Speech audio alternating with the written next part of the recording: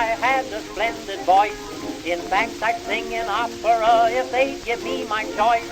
I wrote to Oscar Hammerstein that I would be his star. He said, come down and sing for me, and I'll see how good you are. And I don't suppose I'll do it again for months and months and months. No, I don't suppose I'll do it again for months and months and months. I sang the wise old owl, and he left the room at once. So I don't suppose I'll do it again for months and months and months. Welcome back to the Recluse's Cookbook. So we've arrived at episode 8 of this series, and we're still going strong with a number of great guests booked to discuss themselves and their work over the coming weeks and months. But for now, I have a wonderful treat for you. My guest this time is Liam O'Muhacan. Liam hails from the west of Ireland and is one of the foremost independent filmmakers that the country has ever produced. His career started back in the mid-90s and it has continued right up till this very day with the release of his latest feature, Abode. I was blown away when I saw this film, and I reckon it's one of the most entertaining, imaginative and influential movies ever released on these shores. In this interview, Liam takes us through his journey as a filmmaker. Ladies and gentlemen, without further ado, I give you Liam O'Muhacan. So Liam, can you tell us who you are and what it is that you're best known to the public for doing? I am Liam O'Muhacan and I'm a filmmaker, and I've been making films since 95. That was when I made my first short film back 30 years ago, and I wrote and produced it. I didn't direct it. I watched somebody else direct and I learned loads from them. And then I did my first feature in 98, 99, which was a bit of a mad film. It was called The Book That Wrote Itself. From the time I started writing it in July 98, late July 98, 11 months later, it was screening at the Galway Film Festival. So that was like, I've never done anything since then that was that fast, and being naive and ignorant, it really sometimes actually works in your favor. It doesn't always, but so I did that one, and I would have been known for that one for quite a while in 98. That came out in 99, and then I did my next film was 05 before I started working shooting it, and that was called WC, and it was set in the toilets of a late night jazz bar, and that took about 2 years to make, and it came out in 07.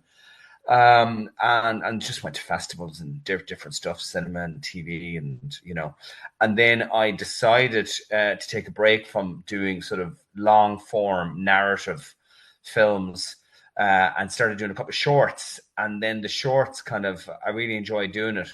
So then I decided to make the next feature film, Lost and Found, as a series of shorts, a series of portmanteau films where the stories are connected, the characters are connected, and people jump from story to story. And I just really enjoy that. The only problem with doing something like that is that it takes a couple of years to do it. So that was like a 5-year project from 2011 to 2016 of shooting. And then that came out, it was finished in 2017 and, went to Galway festivals and came out in cinemas 2018, 2019. And it's just like, they take so long. You don't realize, that when you're working on something, it takes a good few years, particularly, portmanteau, a collection of stories. They take just, you know what I mean? They just take so much longer. You don't realize that, that you've spent 5, 6, 7 years between the time that you start working on it to it being shown, but, so that's what I did on that one. And then COVID hit in, and lockdown, everything, all that kind of happened in 2020. And I was meant to start on Abode, a new series of shorts in 2020. And I didn't get to start on until later in 2021. And but it gave me a lot of time to think and to write and to work on stories and characters and see what would work. And I started out on that particular film with about 10 different stories. And by the time I, shot the last one in 2023, but didn't start editing it until 2024, I brought them down to about 5 stories that I was really happy with. So that was 21 to late 24. And then it was in Galway in 2025. So as I said, it just takes a long time. I'm hoping that the next one is not going to take as long to make. I'm gonna try to do a long form in one go the next time, just to, so you're not, hoping people will come back every year, and that but the only good thing I suppose about doing something like Abode and Lost and Found is that I had a chance to think about it and work on the scripts, but also money wise, it was more manageable for me to do a sort of a larger budget film on a smaller scale, over a few years. Getting people to come back, to do a 4-day shoot is a lot easier than a 20-day shoot. And you can throw, whatever money you have and a good bit of money each year at the different different stories, and you know what I mean. That you probably wouldn't, if I were to shoot it all in one go, it probably would have cost a lot more money than doing it in segments like that. So I was able to tailor both the schedule and the money to get the best that I could out of that short period of time, if you know what I mean. And the same with editing and stuff as well. But it takes a lot out of you time wise, and you're just waiting for something to be finished, So I've known of your work for years now. I think I do remember the book that wrote itself coming out, and the hype around it. You managed to get a lot of cameos into it, I believe. That was kind of. Were you in school still? You must have been very young. I was, I was 17 or 18, I think I was. Okay. Well, that was in 98.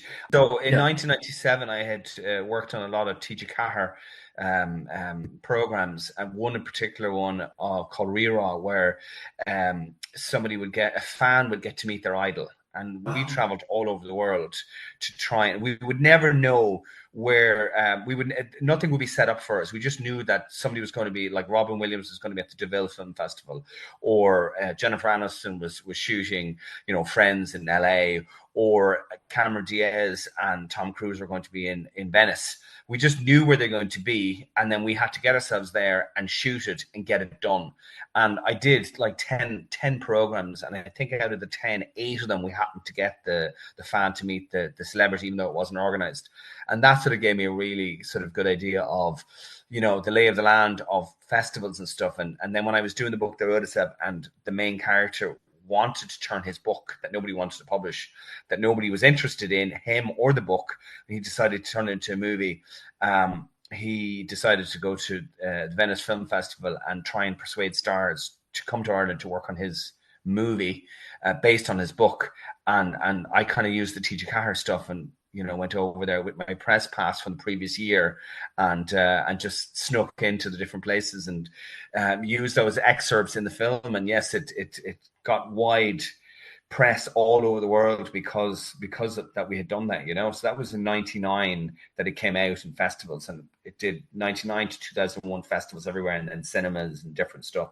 But never made any money on it, and it was very hard to get distributors to pick it up because nobody wanted to piss off any of the stars that were in it by picking it up. So it didn't make any money, but it didn't lose any money, So, I would think that was that movie is a very good example of what I kind of consider to be the golden age of cinema back in the 90s. Certainly independent film, and certainly in Ireland, we seem to have a number of movies coming out from that time. I kind of seem to remember I Went Down was one of those movies around that time. Yeah, that was in 97. That was before I started kind of doing stuff. And I mean, I was kind of inspired by the Dogma films. We went out with a video camera and you shot it, and you used that Dogma thing as an excuse for the fact that your picture and your sound was terrible, and you go, but it's a Dogma film, I'm not allowed to use anything beyond that. And they were like, I don't care. Maybe Thomas Vinterberg can get away with that, and Lars von Trier can get away with that. But, when you're unknown, you can't get away with the same thing. So, you have to sort of put a bit of time into the editing to try and clean everything up and get it the way it's meant to be. But I kind of, was of that sort of generation of just pick up a camera and just not afraid. Just go out there and shoot it, and, apologize afterwards. Don't ask for permission, just, ask for forgiveness. And that was a really good, I think for any filmmaker that, just getting the camera and just going out there and shooting it. People do it on their phones now. People do it in various different guises. But it still doesn't mean that just because you have the technology is easier to get at and cameras easier to get at, you still need a really good story and a really good script at the end of the day. But it should not be afraid of doing something and just picking up the camera and going out there. It's much more accessible than back well before the 90s when everything was done on film. And to be honest, I mean, the only time that was kind of somewhat accessible in film-wise terms would have been, say, in the 70s and 80s when people shot on 16 mil, and then they shot on Super 16 and they were able to blow it up to 35 mil and look like 35 mil or whatever. And that was a slightly cheaper way of making films than going out and shooting on 35 mil. So digital completely changed it, completely, even more so than that when, digital editing came in and Abode and everything came in. You didn't have to sit at a Steenbeck and just, look at the pieces, cut up the pieces of film and look at them. You could literally look at them in nearly real time. And then obviously cameras caught up. But now we're in a time where you can shoot Hollywood type quality of production values, providing that you have all the other resources from your production design to costume to actors to location. You get to shoot on the Arri Alexa, you get to shoot on the Red cameras. Again, providing you have the crew that know how to use them. But everything is more accessible.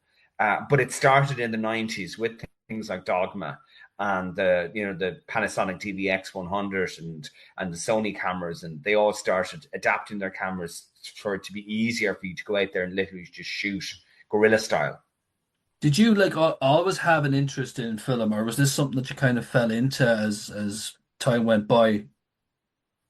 I always had interest in certainly watching films and writing, and I started out as an actor, and then when I wasn't, I'd get a certain amount of work on TV and theater at the beginning and radio, and then I got tired, like a lot of actors, just waiting for the right role. So then I started writing scripts. And I thought all you had to do was write the scripts and then get made. And then once you write the scripts, you realize that no one wants to make them. So then you have to sort of put another hat on and try and go and produce the stuff. And you're learning as you're going along. And that's kind of what a lot of people end up having to do. And so I kind of got into filmmaking in this sort of pure filmmaker, where you're the writer, director, producer, anything else, by default, by having to go out and do it and get films made. And if you wanted the story told, you had to go out and do it, particularly if nobody wanted to tell that story or wanted you to tell that story or wanted to help you tell that story, then you kind of had to go out there. But I think it's kind of like I don't know what that phrase is, it's a vocation in a way. It becomes this sort of your religion of going like, I have to do that, I have to make that film, or I have to make a film, and I'll find whatever way I can to do it. And thankfully, it's become slightly more accessible in some ways. But now distribution is the other side of it. It's accessible, but it's like throwing something into a void. There's just so much stuff out there. So like making filmmaking accessible has now drowned. We're now drowned in, instead of films, we're drowned in what they call content. It's just everywhere, and trying to stand out or make noise in that is just very, very difficult, So does that mean the festival circuit has changed in regard to that? The festival circuit hasn't really changed. I mean, you've got your A-list festivals, your Venice, Cannes, and Berlin, and then you have all the other ones outside of that from, Toronto, Sundance, Tribeca, and whatever. And they're all brands. Those festivals are brands. They're big festivals, and they're huge, huge, huge festivals. And it's about the films, but it's as much about the film festivals as it is about the films. And it's extremely hard to get into, but then there's a lot more film. There's 10,000, or there probably is 15,000 film festivals now. But to be honest, there's only probably about a 50 to 100 worth actually having your film in. And once you get again through that sort of noise or through that full list of, you know what I mean? It's just there's so much out there, that you nearly need a degree in just trying to navigate both the making films and getting them out there. But yes, film festival has changed, and everything sort of evolves. I mean, a lot of film festivals now. I heard of one recently where they're showing TikTok videos because they want to get into that sphere. And before that, they started showing episodic TV and once-off documentaries for TV, and so it's evolving all the time. That you wonder what is it evolving to. But my big worry and big fear every time I bring a film out, and each time that I bring something out, and I've noticed it this time more so than any other time, it is, and it's not just my films, it's even much bigger films. You are working so much harder to try and get an audience in. It is extremely difficult to get people into cinemas. Really difficult. And you're doing everything, and it's the same is probably for digital as well, where you're trying to get eyes on your film on whatever platform. But it's very hard to, unless you're with one of the bigger companies, like major companies where they have a monopoly on, both stuff going into cinemas and getting the best time slots and whatnot. You're competing with them, but also on digital as well, where you're trying to get your film seen there and listed and eyes on it. But it's just very, I think the more films you do, the more you're in the industry, the more you realize how small you are and how difficult it is. But you have more experience than a lot of other people, that you're able to find ways around that to get your stuff seen, heard, talked about, and people to sort of pay attention to it. But I don't think it's for the it is a difficult. I wouldn't advise people to go into film to make money. Oh my God. I wouldn't advise anyone to get into any of that type of industry to make. I'd say you have to start with a big fortune to make a small fortune. And it's very, it's tough. This is probably the worst time to be asking me anyway, any of this type of stuff, since I'm in the middle of, I've just distributed Abode in Irish cinemas, and it did quite well, but we had to do so much work to get people in. We had loads of Q&A screenings, during the release in November, and a lot of them were sold out, but we had to literally do all of the social media to get people in. And now I'm in the middle of a release for the UK, and it's coming out in cinemas in the UK on the 20th of March. And again, you're just competing with every other film that's there, and you're trying to be different. You're trying to do grassroots. You're trying to reach out to an audience that you think would like to see the film, while cinemas are just saying, why should we show your film? Why should we have your film there? So it's very, it's tough, So you bring us to your latest feature, which is Abode. I caught it the other night and absolutely loved it. Can you tell us more about it? I'm fascinated to know the background to it. I wanted to make, as I said, I want to make another film where they're connected stories. And because I really enjoyed making Lost and Found over a long period. And I also liked the idea that nearly as I was about to get the next segment done, I had just paid for the previous one. And that by the time the film was finished, and the same happened with this one, a month before I finished Abode last year, I paid it off. It was all paid, all done. Distribution is a completely different thing again. And I'm putting some money into that, but it was nice to know that by the time you got to the end of it, that you didn't owe any money and that you'd gotten the best that you could out of it. I wanted to make a documentary first about home and about different types of homes that people live in all around the world. But like elastic band, when you stretch it, it eventually comes back to the same spot.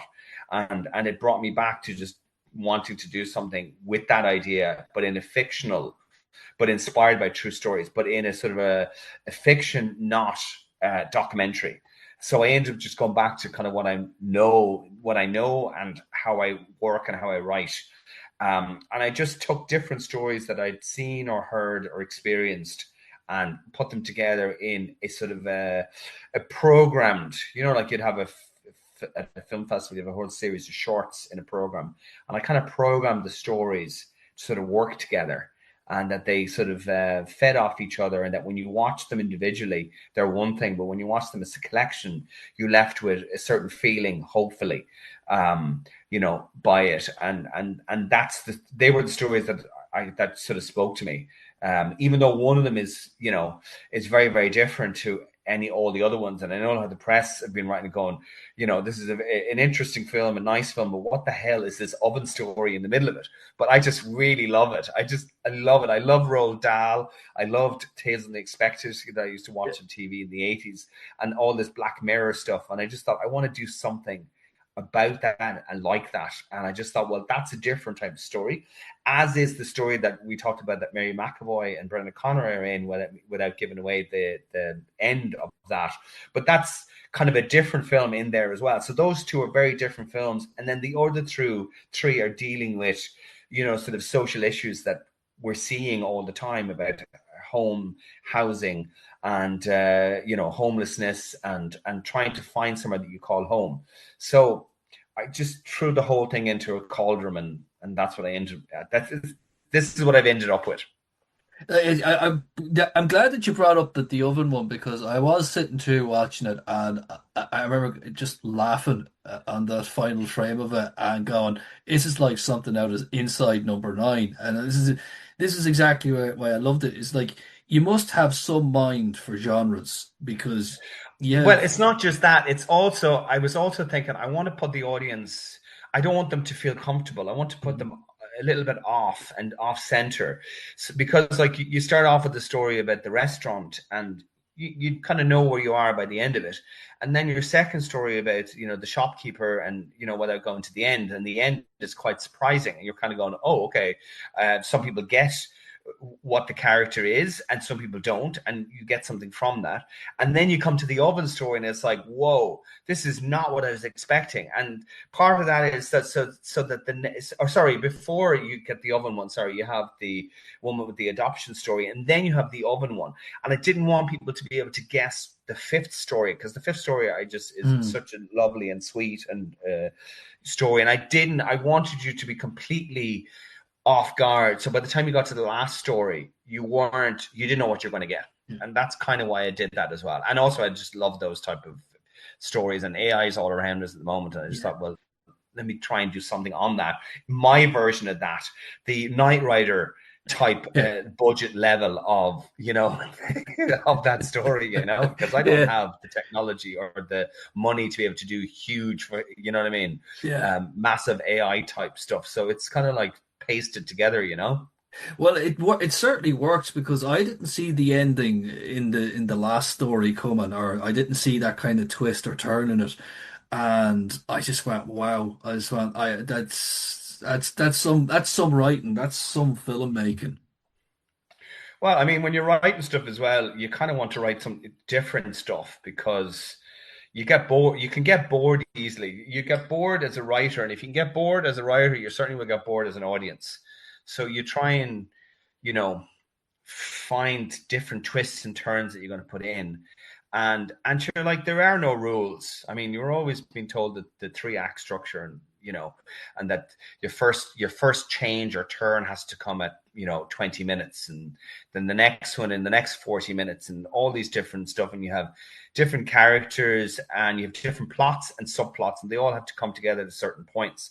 But like, those are rules, but like, there shouldn't really be any rules in cinema. I mean, you look at a film that I absolutely love that was made in the 70s that Nicholas Roeg made, called Walkabout, which any filmmaker would look at that and just go, that's how I want to make a film. There was 4 people on crew. That was it. It was pretty much all done in the outback. They didn't need lights, because they shot it during the day and they used natural lighting. They shot on film. Nicholas Roeg shot it himself. I think he was the DP on it. So it was just him and a sound guy, and I think costume, and maybe makeup, maybe not even. And there was just 4 or 5 of them, and they went out there and they shot it, and they did it the way that they did it. And, obviously the light in Australia is so much better than the light that we would get to be able to use. But just, what I mean? You didn't know what you're going to get. You didn't know what you're going to expect. And a lot of the times now, not necessarily in film, but in TV, or certainly on certain streamers, you're getting stories that are just, you don't know what you're going to get. You're not expecting stuff, and people are taking chances. People are taking risks and stuff. And I just think, you should be able to tell whatever story you want, providing that you either entertain or educate your audience with it. So you wear a lot of hats in this movie and your other projects as an actor, writer, producer, and director. Which is the one you think is the one that I suppose I don't want to say interests you more, or it's the one that you definitely are probably more passionate about, or is there one? Or are you quite happy to say they're all? I think I just go with the label filmmaker, and Yeah. whether when I write it, and that process is done before you start filming, and then the production you're putting it together as a production, and you have you're doing your recce's, and you've got your pre-production for a good few weeks before each, say on this particular thing, each story, and if you're doing a feature, you might have it for 6 weeks beforehand, and that is to get everything together. If you are prepared prepared really well, by the time you get to shooting the film, you shouldn't have to do a lot of directing. If you cast it properly and the script is right and all your crew and your creative people are all right and everything looks good and you have just about enough money and just about enough time, hopefully it comes together. I see myself as a filmmaker, and I've been in other people's films as an actor. I haven't written for anybody else. I'm not saying that I wouldn't. I just haven't, and I haven't really been interested in. I mean, that doesn't mean that I couldn't go and sell a script. Maybe if somebody offered me loads of money, I might think about it. But I wouldn't tend to write for other people. I would write for the stuff that I'm doing, and I have an idea of how it's going to come together. And I can see it in my mind's eye in directing it, and how it's going to come together and editing the whole lot. But at this point, I just do lots of different things, but I try and manage it. Like in the different stories I was in, I didn't play a lead character. I played a support in 2 of them. And then I played small minor characters in the other ones, so that I was able to just manage it in a way that it was, I could do it, if you know what I mean. And on a 4-day shoot, I think as an actor, I was in maybe a day and a half.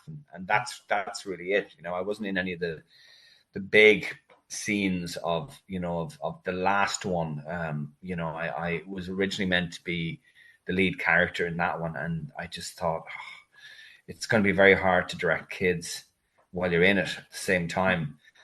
So I didn't. I decided I'd play a different part in that. And then I had such a big role in the Molly story that I thought, okay, I don't really need to be in the main or lead character in all of them.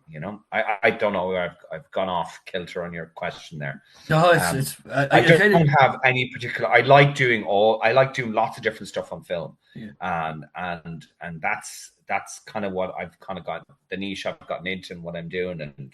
But when I'm writing now, like I'll be writing maybe a little later on this evening, I'm just a writer, and then when I'm bringing the film out into cinemas, I'm just the distributor, you know what I mean? Yeah. But I'm distributing, but nobody can bring a film out as well as their own film, because you'll put more time and effort into it and push it. And people have asked me as well, going, oh, you should just be a distributor, or you should bring out other people. It's like, no, it's hard enough bringing your own out.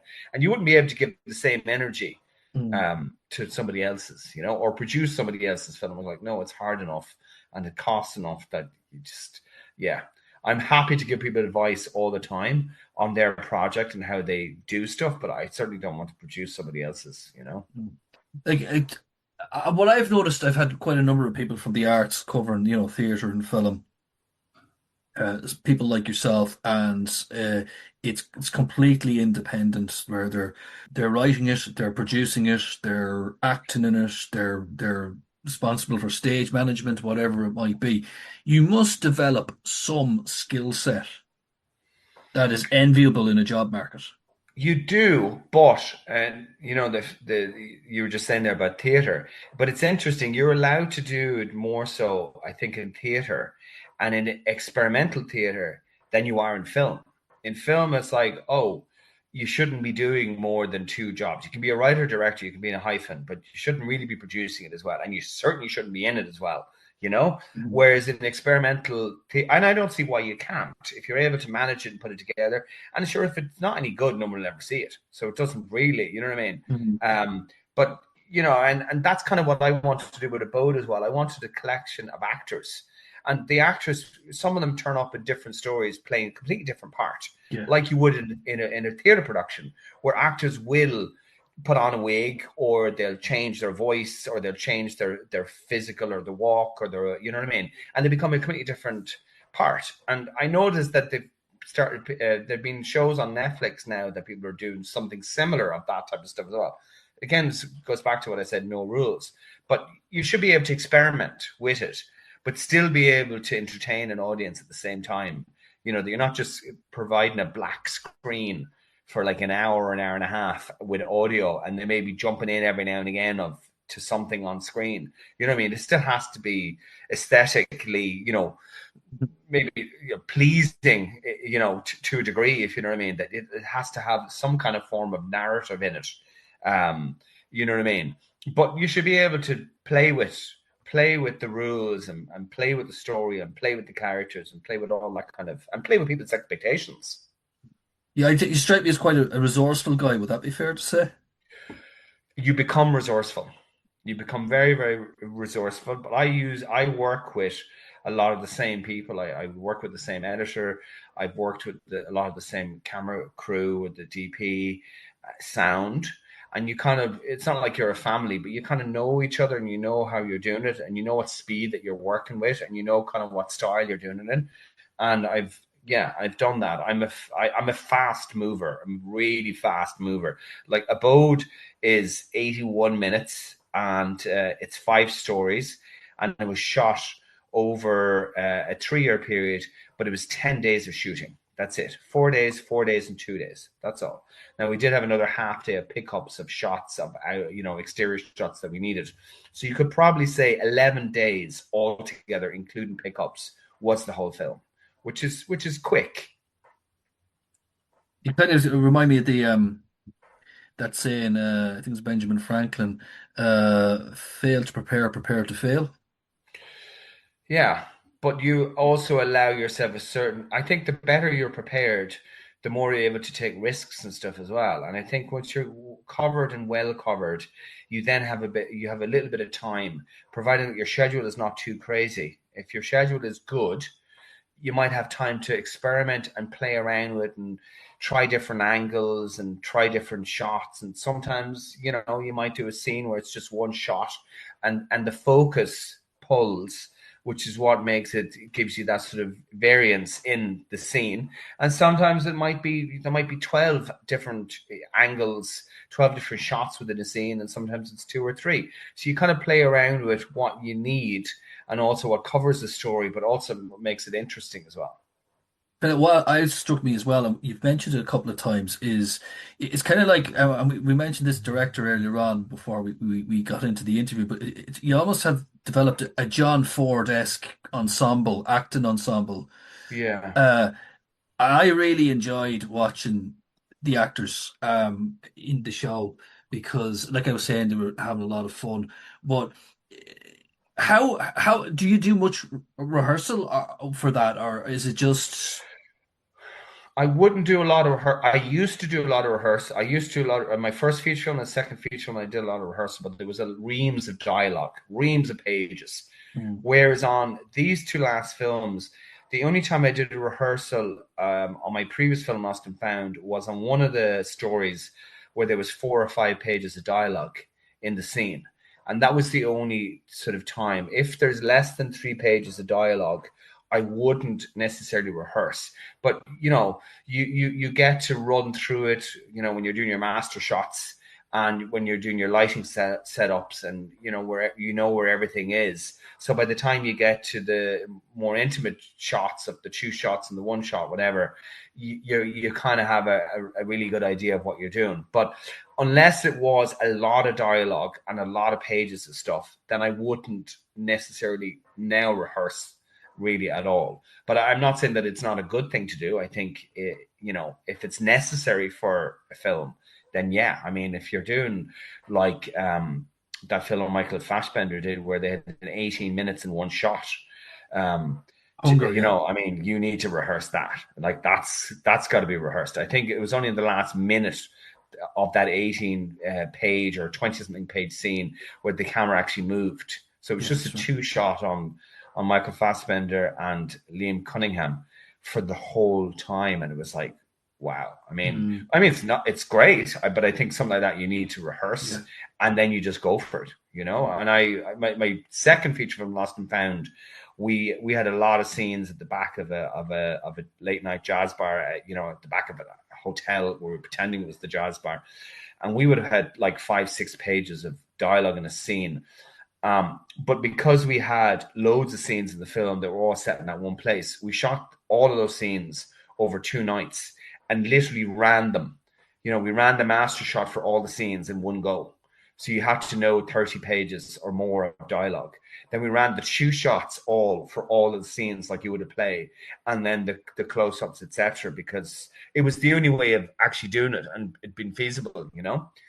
So sometimes you have to rehearse, you know, and for that we would have done like a week, 2 weeks of rehearsal for it, you know. So my very long answer, sometimes. So what's the future for you? What's the plans? I'm writing a script at the moment, a bilingual. I'm from the west of Ireland. I'm from Gaeltacht, and I speak Irish. And there's something that, you know, I've been thinking about for a very long time, and my wife encouraged me to work on it, to write it, and go look for funding. So I've just sent in a development application to Screen Ireland in January, and I think it'll be 25 years this year since I got money off them last.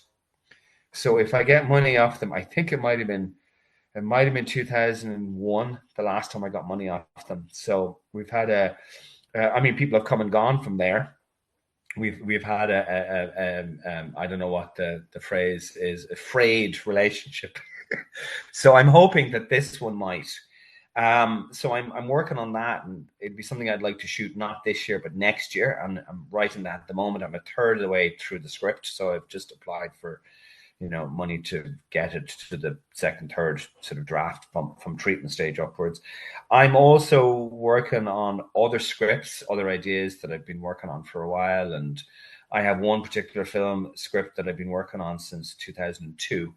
And I think it's in its 2025. I've forgotten how many drafts I've done on it. I think I'm on the last draft, which is exciting for me and for everyone that I've been talking about this particular script for a very long time. I've just got to just do it, you know. But it's a huge, massive budget film, all set in the States, and I've been writing it for a long time. So that's just sitting there. That's my film that if I get to a certain point where I could do whatever I want, I'll probably do that. But it's a huge budget. So it's nice I have different scripts at different levels. You know, I have ones I can do for 100 grand. I have ones I can do for 500,000. I have ones that are 2 million or whatever, you know. I also have another portmanteau that I want to do, but I don't want to do it next. Another series of shorts that are connected by a theme. And I have the stories already in my head, and I'll mull them over for a while. I'm hoping to do the Irish language one first, and then maybe go and do that. And that's really it. That's great. If you could give one bit of advice to someone who's starting out, or maybe someone who's in their career, and what would it be? Get experience. I think if you want to go to film college, go to film college. I think get experience, but not just experience in film, but get life experience. Life experience is really, really important. Just go out, enjoy yourself, have fun, go travel, you know, meet people, talk to people, write about, they always say what you know. If you're going to be a writer or if you're going to be a filmmaker, go to film college if you want to do that. If you don't, then go out and try and, you know, get an internship or, you know, a shadowing of directors or different people on a set. Go work on a film set. Go pick up a camera yourself, and don't be afraid, you know. And you don't know anything. You think you know everything at 18, 19, 20. And then you realize when you're much older that you're still learning. You know, I knew everything when I was 18, 19, 20. I knew everything. I know, and then I realized I didn't know anything at all, you know. So that's it. Listen to people, you know, but also, you know, take your own advice as well, and listen to yourself as well as listen to other people.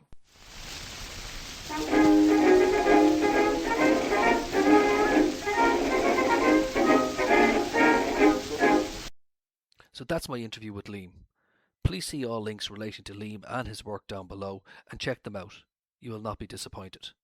We'll be back in a fortnight with our next guest. Until then, please like and share where and when you can.